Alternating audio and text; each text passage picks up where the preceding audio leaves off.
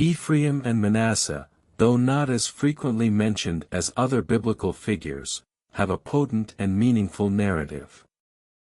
They were the sons of Joseph, the beloved child of Jacob, who rose to prominence in Egypt.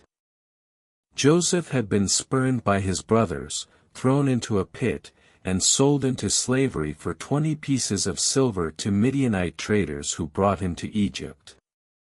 There, he was purchased by Potiphar and worked as a slave in his household.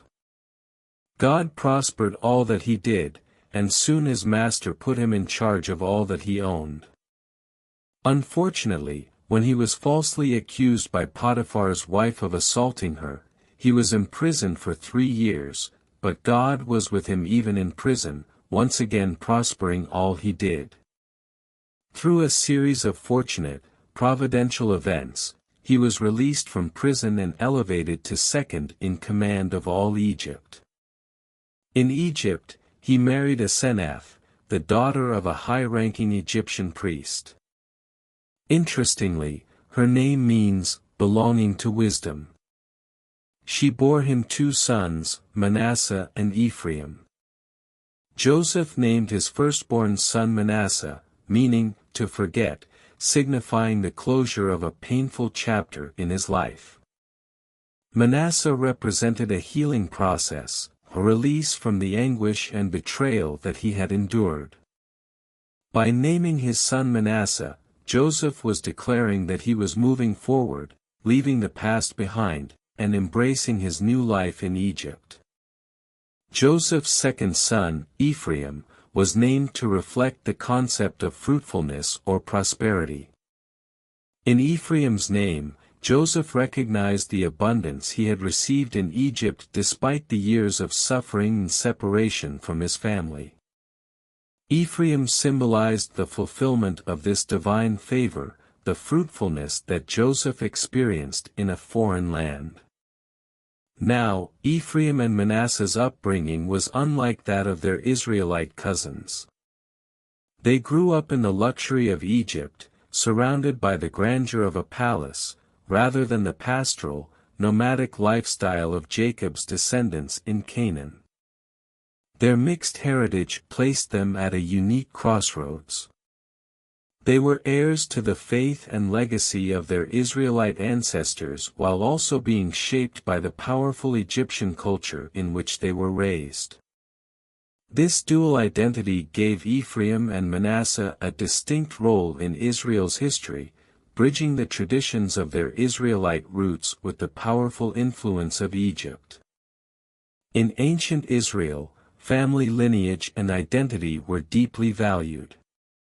As sons of Joseph, Ephraim and Manasseh carried the weight of their father's remarkable legacy, a story that exemplified resilience, integrity, and divine favor.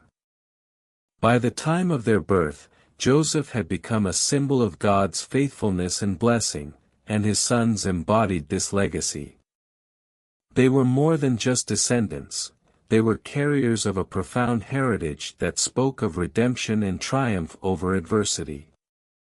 Jacob, their grandfather, recognized the significance of these boys, despite their mixed heritage and upbringing in a foreign land. He saw in them a continuity of God's promise to his family. In a remarkable act, Jacob chose to adopt Ephraim and Manasseh as his own sons, elevating them to the status of his other children. This was a profound and symbolic gesture. By adopting them, Jacob ensured that Ephraim and Manasseh would be counted among the tribes of Israel, inheritors of the same promises and blessings bestowed upon his direct sons. For Jacob, this adoption was more than a familial formality. It was a spiritual act that brought Ephraim and Manasseh fully into the fold of Israel, binding them to the covenant legacy that defined Jacob's lineage. Through this adoption, Jacob ensured that these 2 grandsons would inherit the blessings of God's covenant with Israel, regardless of their birth in Egypt. In Genesis 48, we encounter a moment of profound significance in Israel's history. Jacob, also known as Israel, extends his blessing to his grandsons, Ephraim and Manasseh. This scene is deeply rooted in ancient customs and spiritual traditions that went far beyond mere family ties. Each word and action within this passage carries intentional meaning, connecting generations and shaping the destiny of an entire people. Let's walk through each verse of Genesis 48 to uncover the layers of spiritual significance in this powerful blessing. In case you want to know more about the biblical characters who got new names, go through the contents on our channel, and you will see it. Watching it will provide valuable insights. Now, let's return to the Bible verses. Verse 1, Sometime later, Joseph was told, "Your father is ill." So he took his 2 sons, Manasseh and Ephraim, along with him. Joseph receives news that his father, Jacob, is critically ill. Recognizing the importance of Jacob's final days, he brings his sons, Ephraim and Manasseh, along with him. Joseph understands the significance of his father's blessing and likely anticipates that Jacob, the patriarch of Israel, will want to pass on spiritual and prophetic blessings. Ephraim and Manasseh are unique in that they were born in Egypt, far from their Israelite roots, and raised with Egyptian influences. By bringing them before Jacob, Joseph ensures they are anchored in their ancestral lineage and that they receive a part in Israel's covenantal blessings. Verse 2, When Jacob was told, "Your son Joseph has come to you," Israel rallied his strength and sat up on the bed. Though weakened near death, Jacob gathers his strength to receive Joseph.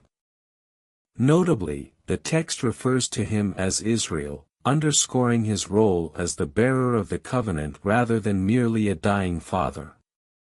This is more than a personal moment, it's a pivotal event for Israel's lineage. Jacob is about to enact a spiritual ritual that will formally include Ephraim and Manasseh in Israel's promises, extending God's covenant beyond his immediate sons to his grandchildren. Verses 3-4. Jacob said to Joseph, "God Almighty appeared to me at Luz in the land of Canaan, and there he blessed me and said to me, I am going to make you fruitful and increase your numbers. I will make you a community of peoples, and I will give this land as an everlasting possession to your descendants after you." Jacob begins by recounting his encounter with God at Luz, or Bethel. Here, God blessed Jacob and reaffirmed the promises initially made to his grandfather, Abraham. These promises include the multiplication of Jacob's descendants and the possession of Canaan as an eternal inheritance. By reminding Joseph of this, Jacob underscores that the blessing he is about to give to Ephraim and Manasseh is directly connected to God's promises to Israel. He frames this as a covenantal blessing, emphasizing that Ephraim and Manasseh will be woven into God's grand design for his people. Jacob is not simply blessing them as a grandfather, he is acting as a vessel for God's promises.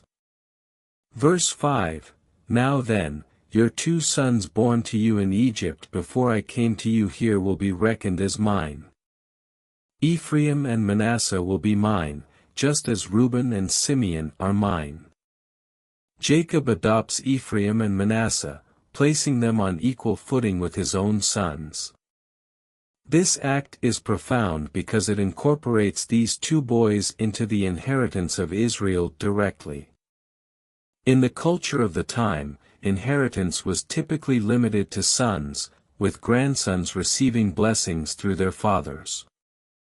By elevating Ephraim and Manasseh, Jacob ensures they receive a double portion in the inheritance, which is usually reserved for firstborns. This move establishes Ephraim and Manasseh as heads of their own tribes within Israel, as opposed to simply being Joseph's descendants. This adoption symbolizes that God's promises extend beyond direct descendants to encompass generations, embracing all who are incorporated into his covenant. Verse 6, any children born to you after them will be yours in the territory they inherit. They will be reckoned under the names of their brothers. Jacob clarifies that future children of Joseph will not receive the same status as Ephraim and Manasseh. Instead, they will inherit land and blessings within the territories of Ephraim and Manasseh. This distinction is significant. It emphasizes that Ephraim and Manasseh hold a unique, elevated place in Israel. Jacob's specific instructions underscore that Ephraim and Manasseh will bear the primary legacy of Joseph and will be named among the tribes of Israel as founding patriarchs. Jacob's act is both prophetic and binding. He is designating Ephraim and Manasseh as permanent fixtures in Israel's identity. Verse 7, as I was returning from Paddan to my sorrow, Rachel died in the land of Canaan while we were still on the way, a little distance from Ephrath, so I buried her there beside the road to Ephrath, that is, Bethlehem. Jacob recalls the loss of Rachel, his beloved wife and the mother of Joseph. This recollection adds an emotional depth to the blessing, as Jacob's affection for Joseph is partly rooted in his love for Rachel. By bringing up Rachel's death, Jacob connects Ephraim and Manasseh to her legacy. Rachel's untimely death was a source of sorrow for Jacob, and in a way, Ephraim and Manasseh symbolize a continuation of Rachel's line. This moment not only honors Rachel's memory but also adds to the gravity of the blessing Jacob is conferring upon them, the heritage of both the living and the departed. Verses 8-9, when Israel saw the sons of Joseph, he asked, who are these? They are the sons God has given me here, Joseph said to his father. Then Israel said, bring them to me so I may bless them. Jacob formally acknowledges Ephraim and Manasseh before proceeding with the blessing. By asking, who are these? Jacob is inviting Joseph to present his sons for the blessing, marking the ritual's official start. Joseph's response, acknowledging that his sons are a gift from God, reflects his understanding of their place in the divine plan. Jacob's directive to bring them to me signifies the gravity of the moment. He is preparing to enact a sacred tradition that will not only bless but also establish these boys within Israel's legacy. Verse 10, now Israel's eyes were failing because of old age, and he could hardly see, so Joseph brought his sons close to him, and his father kissed them and embraced them. Though Jacob's physical vision is failing, his spiritual insight is sharp. The failing eyesight symbolizes his impending departure from this world, yet his actions are deeply intentional. His embrace and kiss signify affection and approval but also represent acceptance into the covenantal family. This blessing is not only a formality, it is a declaration that Ephraim and Manasseh belong to God's chosen people. The kiss and embrace serve as a physical manifestation of Jacob's commitment to incorporate them fully into Israel's identity. Verse 11, Israel said to Joseph, I never expected to see your face again, and now God has allowed me to see your children too. Jacob's gratitude overflows as he marvels at God's generosity. Years before, Jacob believed that Joseph was lost to him forever. Now, not only has he been reunited with Joseph, but he also has the joy of meeting Joseph's sons. This moment captures the depth of God's providence and the way in which God restores hope and fulfillment. Jacob's words reflect a sense of awe and thanksgiving, recognizing that God's plans often exceed human expectations. This reunion with Joseph's family is a testament to God's faithfulness. Verses 12 to 13, Then Joseph removed them from Israel's knees and bowed down with his face to the ground. And Joseph took both of them, Ephraim on his right toward Israel's left hand and Manasseh on his left toward Israel's right hand, and brought them close to him. Joseph prepares his sons for the blessing, positioning them according to tradition. Manasseh, as the firstborn, is placed to receive the primary blessing from Jacob's right hand, while Ephraim, the younger, is positioned to Jacob's left. This arrangement reflects the cultural significance of birthright and the belief that the firstborn is entitled to a greater share of honor and inheritance. Joseph's act of bowing signifies respect and reverence, acknowledging both his father's role as patriarch and the importance of this sacred ritual. Joseph's actions underscore his recognition that this blessing is rooted in the covenant with God. Verse 14, But Israel reached out his right hand and placed it on Ephraim's head, though he was the younger, and crossing his arms, he put his left hand on Manasseh's head, even though Manasseh was the firstborn. In a surprising and deliberate move, Jacob crossed his arms, placing his right hand on Ephraim, the younger brother. This act defied tradition and conveyed a prophetic message by reversing the expected order. Jacob was declaring that God's plans for Ephraim were distinct and that he would surpass Manasseh in prominence. This crossing of arms was an intentional, prophetic act, revealing that God's blessings are not bound by human customs. Jacob's choice reflected a divine insight that transcended the usual expectations of birthright and hierarchy.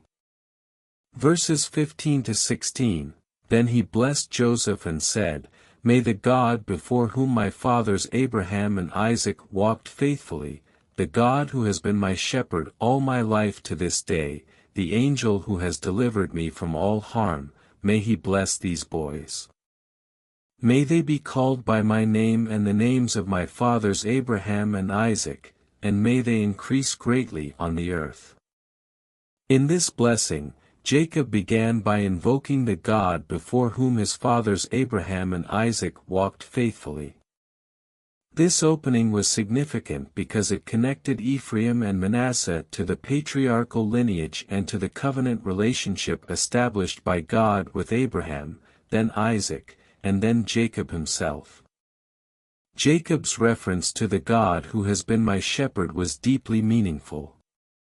By describing God as his shepherd, Jacob highlighted the continuous guidance, care, and protection he had received throughout his life, despite facing numerous hardships. This imagery of God as a shepherd indicated a personal relationship in which God actively leads, provides, and watches over his people. Furthermore, Jacob mentioned the angel who has delivered me from all harm, likely recalling his own encounters with God, particularly the mysterious wrestling with the angel in Genesis 32. By including this aspect of God's intervention, Jacob emphasized God's role as both protector and redeemer. This added a profound layer to the blessing. He wasn't merely hoping for good fortune for Ephraim and Manasseh, he was invoking God's active, protective presence over them, similar to how God had protected him throughout his life. The phrase "May they be called by my name and the names of my fathers Abraham and Isaac" signified Jacob's desire for Ephraim and Manasseh to be firmly rooted in the identity and promises of Israel. Jacob was formally adopting them into the covenant family, ensuring that they inherit the same spiritual legacy. Finally, Jacob prayed that they increase greatly on the earth, echoing the blessing of fruitfulness that God gave to Abraham, promising him descendants as numerous as the stars. This blessing was not only about physical prosperity but about fulfilling God's plan for his people to multiply and thrive as a testament to his covenant.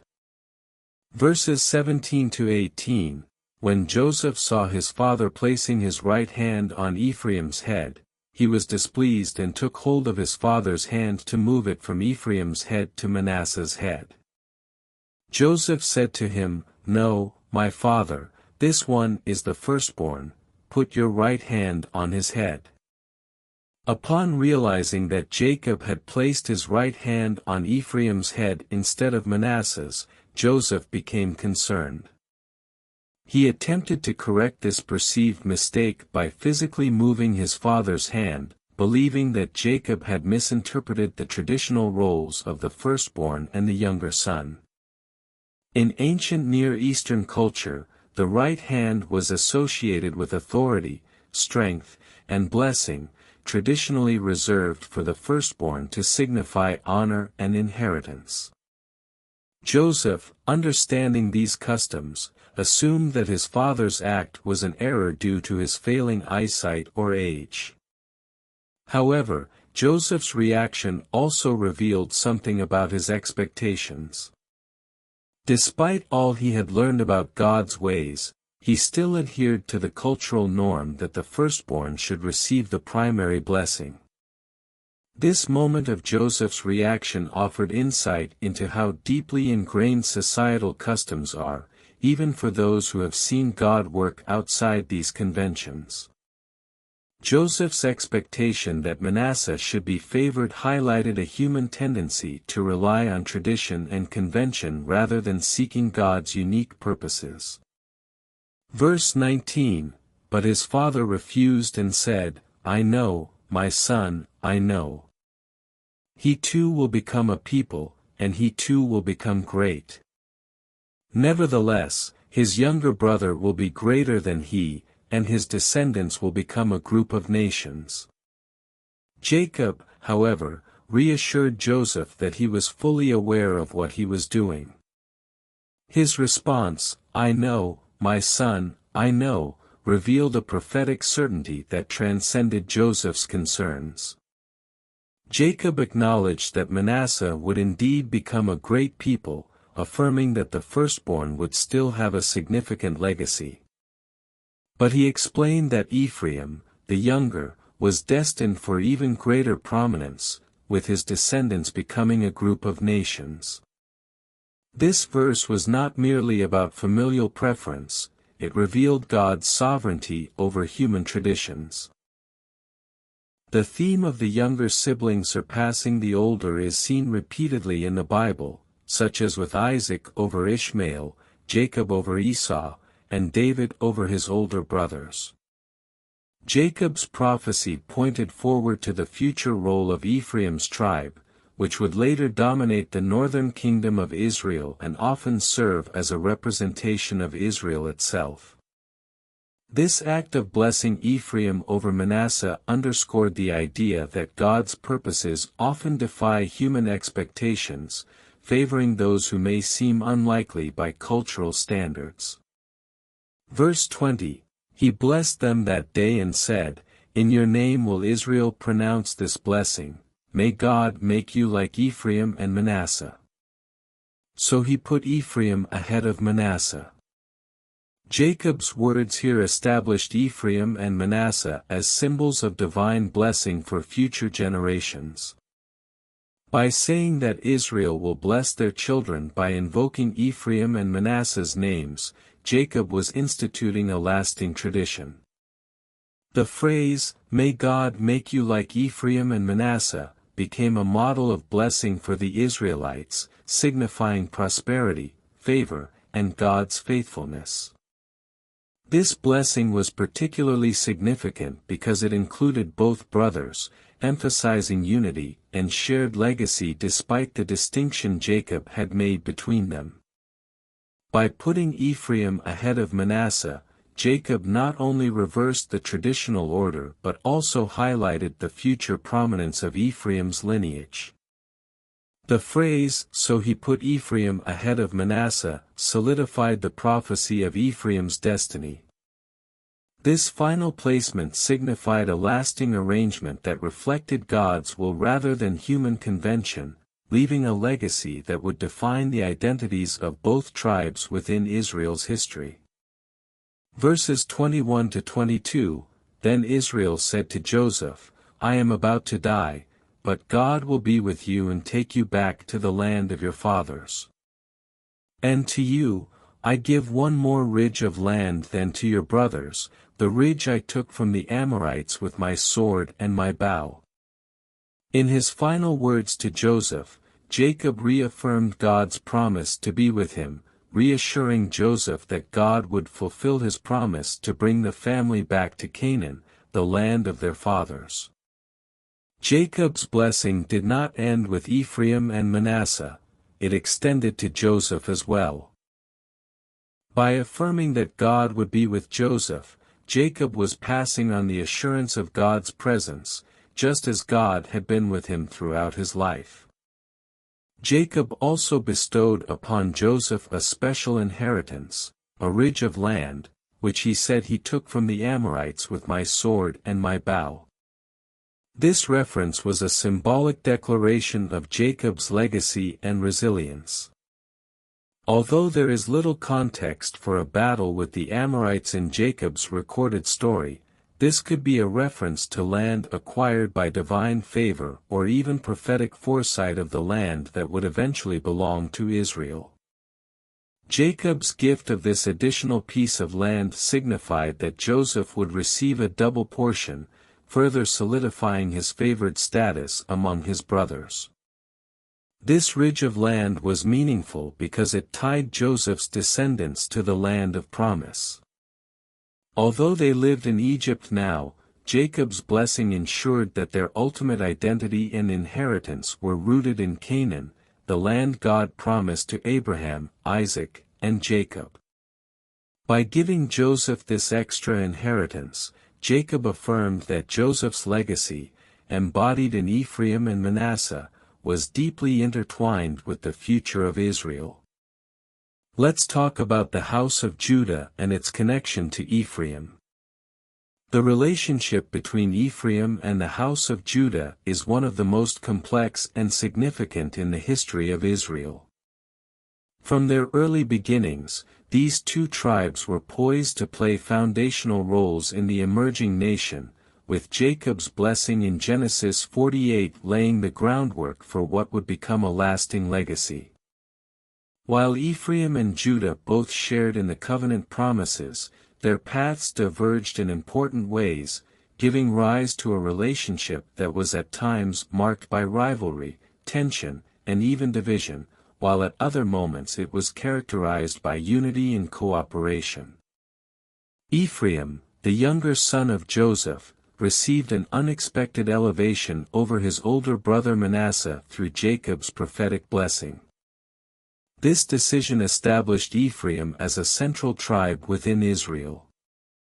Later, Ephraim grew into a prominent and powerful tribe, gaining influence in both military strength and social prestige. Over time, Ephraim's prominence became associated with the northern tribes of Israel, often seen as a leader among them. The tribe of Judah, however, also rose to significance, especially with the line of kings beginning with David, establishing Judah's authority as the tribe of royalty and spiritual leadership. The city of Jerusalem, located in Judah, became the center of Israel's worship and governance, further solidifying the tribe's importance. The division between Ephraim and Judah, though initially minor, became increasingly pronounced as both tribes sought leadership roles in Israel's development. While Ephraim held military and economic power, especially within the northern territories, Judah's authority was rooted in its royal lineage and the city of Jerusalem's spiritual authority. This contrast in power and influence gradually created a rift. Judah, with its Davidic line of kings, claimed a special place in Israel's identity, while Ephraim, proud of its own heritage and strength, often saw itself as an equal or even superior counterpart to Judah. The seeds of rivalry were already visible during the period of the Judges, a time when Israel struggled with internal conflicts and lacked centralized leadership. Ephraim, in particular, showed signs of asserting its dominance over other tribes, sometimes reacting negatively when it felt overlooked. For instance, in Judges 8, after Gideon led Israel to victory over the Midianites, the men of Ephraim confronted him, feeling slighted for not being included from the beginning of the battle. This reaction highlights Ephraim's desire for recognition and respect within the nation. Similarly, in Judges 12, Ephraim confronted Jephthah, another judge, leading to a bloody conflict between Ephraim and the eastern tribes, further exposing Ephraim's sensitivity to its standing among the tribes. As Israel transitioned from the period of the judges to the monarchy, the tension between Ephraim and Judah grew more complex. Saul, Israel's first king, came from the tribe of Benjamin, which held close geographical and political ties with Ephraim. However, Saul's downfall and the rise of David from the tribe of Judah brought a shift in the balance of power. David's reign established the foundation of the united monarchy, and under his leadership, Israel experienced a period of unity and expansion. Despite the initial support David received from all tribes, including Ephraim, the lingering sense of rivalry persisted beneath the surface. Ephraim, known for its influence, may have found it challenging to accept Judah's rise to preeminence, especially as David's kingship solidified Judah's role as the tribe of royal authority. The reign of Solomon, David's son, was marked by prosperity in the building of the temple in Jerusalem, further anchoring Judah's spiritual and political influence. However, Solomon's rule also introduced policies that placed significant burdens on the northern tribes, including Ephraim, which felt the weight of heavy taxes and forced labor. This sense of economic strain and political marginalization became a source of resentment among the northern tribes, particularly Ephraim, which viewed itself as an equal contributor to Israel's success but increasingly felt like a subordinate under Judah's dominance. The stage was set for division as feelings of discontent simmered among the northern tribes. Following Solomon's death, these tensions culminated in the division of the kingdom. Rehoboam, Solomon's son, inherited the throne and faced an immediate crisis.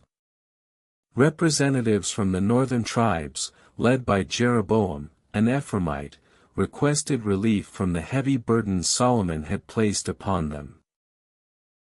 When Rehoboam spurned their entreaty and instead promised harsher conditions, the northern tribes revolted, breaking away from the Davidic monarchy to establish the northern kingdom of Israel, with Jeroboam as their sovereign. This insurrection was not merely a political separation but a symbolic declaration of Ephraim's long-standing aspiration for independence and leadership. The schism between the northern kingdom, Israel, and the southern kingdom, Judah, became a permanent and defining characteristic of Israel's history. Under Jeroboam's governance, Ephraim assumed a prominent role in the northern kingdom, frequently symbolizing Israel itself. Jeroboam's decision to establish alternative centers of worship in Bethel and Dan, both strategically located in the north, aimed to prevent the northern tribes from returning to Jerusalem for religious observances. However, this move further estranged Ephraim from Judah, creating a spiritual rift as well as a political one. The northern kingdom's detachment from the temple in Jerusalem led to religious practices that often diverged from the Mosaic traditions, straining the already fragile relationship with Judah. Over the centuries, the northern kingdom of Israel, frequently referred to as Ephraim due to the tribe's prominence, and the southern kingdom of Judah experienced periods of hostility, occasional alliances, and moments of cooperation. Military conflicts between the two kingdoms were common, with each side vying for control and influence over the other. The prophets of this period often addressed both kingdoms, urging them to return to God and remember their shared heritage. Yet the political divide proved difficult to bridge, and the two kingdoms developed distinct identities. Ephraim's association with the northern kingdom and its subsequent religious practices led to tension with Judah, which viewed itself as the guardian of true worship centered in Jerusalem. Despite the division, there were moments of unity and cooperation between Ephraim and Judah, especially when facing common threats. Both kingdoms occasionally allied with each other or with neighboring nations to fend off external enemies such as the Arameans and Assyrians. However, these alliances were often short-lived and driven by necessity rather than true reconciliation. As the Assyrian Empire expanded, the northern kingdom came under increasing pressure. In 722 BCE, the Assyrians captured Samaria, leading to the exile and dispersal of the northern tribes. The fall of the northern kingdom was a devastating event that left Judah as the last remaining representative of the original 12 tribes in the land. After the northern kingdom's fall, Judah continued to exist as a separate entity, but the prophetic vision of a united Israel remained alive. Prophets like Isaiah, Jeremiah, and Ezekiel spoke of a future reunification where Ephraim and Judah would once again come together as one nation under God. These prophecies envisioned a restored Israel where the historical divisions would be healed, and both Ephraim and Judah would be united in worship and purpose. This vision of unity symbolized not only a political reunification but also a spiritual restoration where the fractured identity of Israel would be mended. The relationship between Ephraim and Judah serves as a powerful metaphor for division and reconciliation. While they were divided by political ambition, geographical separation, and at times divergent religious practices, the underlying desire for unity persisted. The longing for reunification expressed in the prophetic texts points to a hope that transcends historical conflicts. For the prophets, the reunification of Ephraim and Judah was more than a political ideal, it was a reflection of God's desire for His people to live in harmony, bound by their shared covenant. In later Jewish tradition, Ephraim and Judah's relationship also becomes a symbolic foreshadowing of the messianic hope. Many saw the reunification of these tribes as a sign of the coming messianic age, a time when Israel would be fully restored, and the divisions of the past erased. This hope reflects a broader understanding that God's promises encompass not only individual tribes or families but the entire people of Israel.